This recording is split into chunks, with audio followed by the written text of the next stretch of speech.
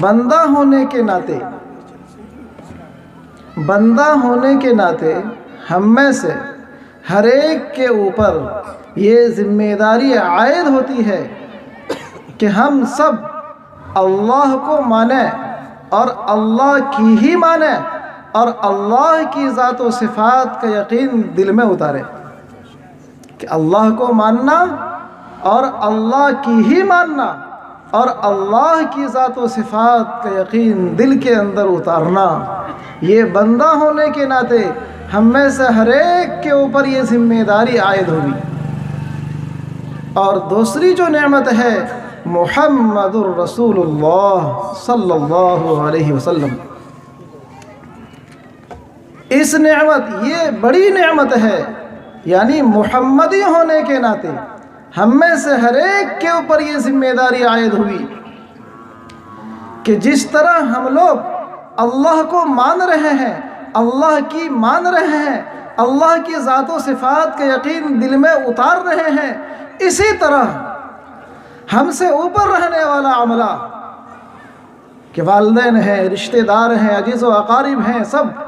ہم سے نیچے رہنے والا عملہ، ہماری اولاد ہیں، یہ دونوں عملہ اللہ کو کیسے مانے، اللہ کی کیسے مانے، اللہ کی ذات و صفات کا یقین دل میں کیسے اتارے، اس اللہ کو کیسے مانے جو اللہ ہمیشہ زندہ رہا ہے، آج بھی زندہ ہے، ہمیشہ وہ زندہ رہے گا، اس پر موت مسلط نہیں ہوتی۔ وہ ایسی طاقت والا اللہ جو ہمیشہ بیدار رہا ہے، آج بھی بیدار ہے، ہمیشہ وہ بیدار رہے گا، اس پر نیند مسلط نہیں ہوتی۔ ایسی طاقت والا اللہ جو ذرہ کو پہاڑ بنانے کی طاقت رکھتا ہے، قطرہ کو سمندر بنانے کی طاقت رکھتا ہے، جیلیر کو بادشاہ بنانے کی طاقت رکھتا ہے، بادشاہ کو جوتا مروا کر ذلیل کرنے کی طاقت رکھتا ہے، اس اللہ کو کیسے مانے؟ ہم سے اوپر رہنے والا عملہ بھی اور ہم سے نیچے رہنے والا عملہ بھی، ہماری اولاد، ہمارے رشتہ دار، ہمارے عزیز و اقارب، ہر ایک اس اللہ کو کیسے ماننے والے بن جائیں، یہ ذمہ داری ہم میں سے ہر ایک کے اوپر محمدی ہونے کے ناطے یہ ذمہ داری ملی ہے کہ عرفات کے میدان میں جناب نبی کریم صلی اللہ علیہ وسلم امت کے حوالے وہ محنت جو محنت ایک نبی سے منتقل ہو کر دوسرے نبی کی طرف جو محنت جاتی تھی، اس محنت کو جناب نبی کریم صلی اللہ علیہ وسلم عرفات کے میدان میں جبل رحمت کے قریب، جبل رحمت کے پاس 1.25 لاکھ صحابہ کی جماعتوں کا مجمع ہے،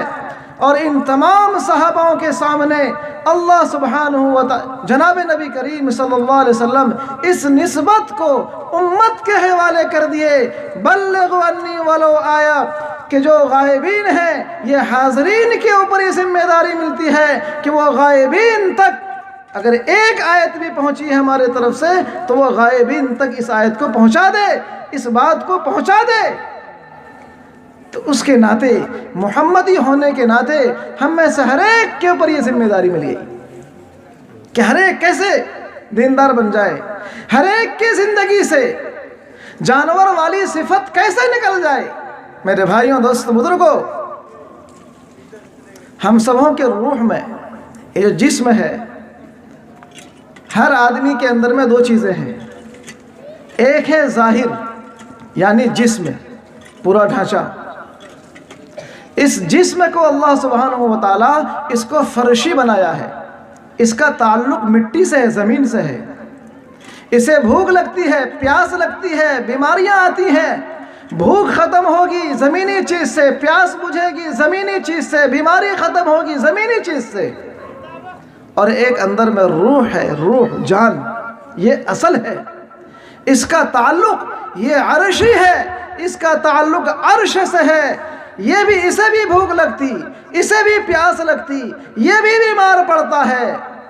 میرے دوست بزرگوں، اس کی بیماری جو دور ہوگی وہ عرشی چیز سے دور ہوگی۔ جسم کے ڈاکٹر دنیا کے اندر بے شمار ہیں، بہت سارے ہیں۔ ایک آدمی کو بیماری لگ گئی، مہلک بیماری، ڈاکٹر جو ہے کہ بالکل جانچ کرنے کے ساتھ ان کو پورا پتہ چل گیا کہ اسے مہلک بیماری لگ گئی۔ اب اس کی بیماری کے لیے کہہ بھی دیا ان کے وارثوں کو کہ مہلک بیماری لگ گئی ہے۔ میرے بھائیوں، دوستو، بزرگوں، ان کی اس مہلک بیماری کو دور کرنے کے لیے 3 طبقہ پریشان ہوتا ہے۔ ایک تو بیوی پریشان ہوتی ہے کہ زیور کو بیچ ڈالو، شوہر نہیں رہے گا تو زیور کس کام کا۔ والدین زمین بیچنے کے لیے تیار کہ بیٹا ہی نہیں رہے گا تو زمین کس کام کی۔ رشتہ دار بینک اکاؤنٹ کھاتے وغیرہ خالی کرنے کے لیے تیار کہ رشتہ دار ہی نہیں رہے گا تو یہ رقم، یہ نوٹ کس کام کا۔ یہ تینوں طبقہ کیوں پریشان ہے؟ کوئی زیور بیچنے کے لیے، کوئی زمین بیچنے کے لیے، کوئی اور کچھ کرنے کے لیے۔ کیوں پریشان ہے؟ اس لیے پریشان ہے کہ اس کے سامنے نقصان ہے۔ نقصان کیا ہے؟ یہ نقصان ہے کہ اگر ان ساری چیزوں کو بیچ کر کے ان کا علاج نہیں کیا گیا تو یہ مر جائے گا۔ یہ نقصان ہے۔ میرے دوست بزرگوں، اسی طرح علماء ربانی، علماء آخرت حکیم الامت کہلاتے ہیں۔ وہ امت کے نبض پر ہاتھ رکھے، اسے پتہ چل گیا کہ ہر آدمی کی روح میں 8 بیماری لگ گئی ہے۔ ہر ایک کی روح میں 8 بیماری، مہلک بیماری لگ گئی۔ میرے دوست بزرگوں، جناب نبی کریم صلی اللہ علیہ وسلم کا فرمان حدیث کا مفہوم ہے کہ جب آدم کی اولاد دنیا کے اندر آتی ہے تو ان کے ساتھ آیا ہے، لیکن میرے ساتھ میں رہنے والا شیطان، چونکہ اللہ کے نبی صلی اللہ علیہ وسلم امت میں اللہ سے ہونے کو اور غیروں سے نہ ہونے کو، اللہ کی طاقت کو، اللہ کی قدرت کو، اللہ کی کبریائی کو، اللہ کی بڑائی کو اتنا بولے، اس کی دعوت لوگوں کو اتنا دیے کہ دعوت دیتے دیتے ساتھ میں رہنے والا یہ شیطان، اس کو جھک مار کر کے مسلمان ہونا پڑا۔ اللہ کے نبی صلی اللہ علیہ وسلم کہنے لگے کہ ہاں، میرے ساتھ بھی شیطان آیا ہے، لیکن میرے ساتھ میں رہنے والا وہ مسلمان ہو گیا ہے۔ لیکن دوست بزرگوں، ہم لوگوں کے ساتھ یہ معاملہ نہیں ہے۔ ہمارے ساتھ میں رہنے والا شیطان یہ مسلمان نہیں ہوا ہے، یہ تو بدلہ لینے کے لیے تلا ہوا ہے کہ جنت کے اندر حضرت آدم علیہ السلام کی وجہ سے، اس انسان کی وجہ سے اس شیطان کو ملعون اور مردود قرار کر کے وہاں سے بھگایا گیا۔ بھاگتے وقت شیطان کہا تھا وَقَالَ لَتَخِذَنَّ مِنْ عِبَادِكَ نَصِيبًا مَفْرُوضًا وَلَأُذِلَّنَّهُمْ وَلَأُمَنِّيَنَّهُمْ وَلَآمُرَنَّهُمْ فَلَيُبَتِّكُنَّ آذَانَ الْأَنْعَامِ۔ یہ آتے وقت، بھاگتے وقت یہ شیطان بولتا ہوا آیا ہے کہ میں ضرور بھی ضرور آدم کی اولاد سے میں بدلہ لے کر کے رہوں گا، اسے ضرور بھی ضرور اسے گمراہ کر کے رہوں گا، اسے جہنم کی پوری تیاری کر کے رہوں گا، یہ کہہ کر کے آیا ہے۔ اسی قرآن کے ذریعے سے اللہ نے ہم لوگوں کو متنبہ کر دیا، آگاہ کر دیا، کہہ دیا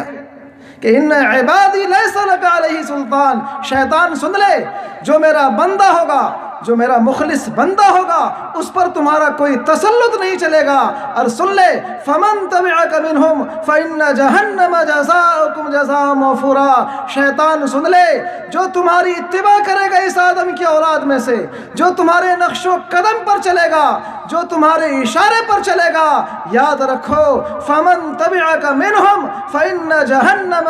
جزاؤکم جزاء موفورا، کہ تمہارے لیے بھی اور تمہارے نقش و قدم پر چلنے والوں کے لیے بھی، تمہارے اشارے پر چلنے والوں کے لیے بھی، دونوں کے لیے کامل مکمل درجے کا جہنم تیار کر کے رکھا ہوں، یاد رکھنا۔ تو میرے بھائیوں، دوست، بزرگوں، شیطان یہ وہاں سے کہہ کر کے آیا ہے، تو ہم لوگوں کو چوکنا رہنا ہے، ہم لوگوں کو ساودھان رہنا ہے، مطمئن نہیں رہنا ہے کہ ہمارے ساتھ میں رہنے والا شیطان ایمان والا ہو گیا، مسلمان ہو گیا، ایسی کوئی بات نہیں ہے، ہم کو چوکنا رہنا ہے۔ تو میرے دوستو بزرگوں،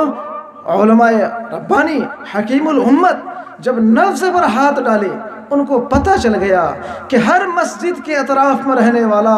جتنا بھی ایمان والا ہے، جتنا بھی مسلمان ہے، جتنے بھی ایمان والے ہیں، ان تمام کی روح میں 98 اگر ہر مسجد کے اطراف میں 100 بالغ مرد ہیں، 100 عورتیں ہیں،